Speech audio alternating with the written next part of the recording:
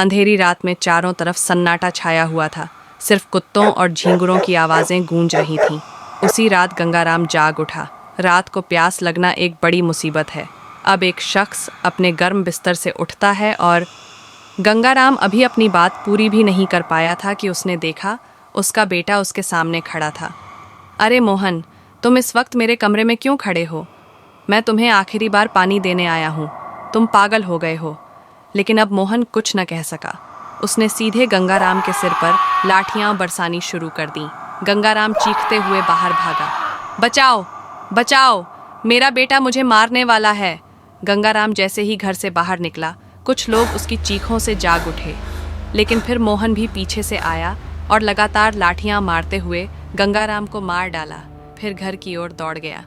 ओह भगवान, मोहन ने अपने पिता को मार डाला। लोग जमा हो गए। मोहन बाहर आया, लेकिन अब उसके चेहरे के भाव बदल चुके थे। मैंने अपने पिता को नहीं मारा, वो कोई और था। मैंने तुम्हें अपने पिता को मारते देखा है। इंस्पेक्टर साहब, इसे ले जाओ। पुलिस ने मोहन को गिरफ्तार कर लिया, लेकिन उसकी चीखें अभी भी लोगों के कानों में गूंज रही थीं। इस बीच गांव में एक नया लड़का आया, राजीव। वो अपने पैतृक घर और ज़मीन के सिलसिले में गांव लौटा था। ये गांव मेरी बचपन की यादों जैसा नहीं रहा। यहाँ इतनी बेचैनी क्यों है? पंजाब ने कहा। राजीव भाई, तुम यहाँ कैसे? अब भी मैंने पुलिस को मोहन को गिरफ्तार करते देखा। ये अजीब है। मोहन ने अपने पिता को मारा और कह रहा है कि वो बेकसूर है। राजीव ने कहा, ये कोई साधारण कत्ल नहीं है। कुछ अजीब हो रहा है, कुछ बहुत खौफनाक। अगली रात लोगों को मोहन के करतूतों का डर था। वो जल्दी अपने घरों में लौट गए, लेकिन राम प्रसाद के घर में कुछ अजीब हो रहा था। अब सोने का समय है लीलावती। हाँ, अब हमेशा के लिए सोने का समय है। राम प्रसाद ने महसूस किया कि लीलावती नींद में कुछ बड़बड़ा रही थी। जैसे ही उसने कुछ कहने की कोशिश की, लीलावती अचानक जागी। उसकी आंखें काली पड़ गईं और चेहरा अजीब लगने लगा। लीलावती, ये क्या हो रहा है? अगर तुम जल्दी सोना चाहते हो तो हमेशा के लिए सो जाओ। लीलावती ने पास रखी तकिए की चादर राम प्रसाद के गले में लपेट ली और कुछ ही पलों में राम प्रसाद खामोश हो गया। लीलावती की हंसी घर में गूंज उठी। राजीव बाहर गया तो राम प्रसाद के घर के बाहर पहले ही भीड़ लग चुकी थी। सब लोग खौफ में थे। सबसे डरावनी बात ये थी कि लीलावती अब रो रही थी। तुमने क्या किया लीलावती? मुझे नहीं पता, मैं काम से गई थी।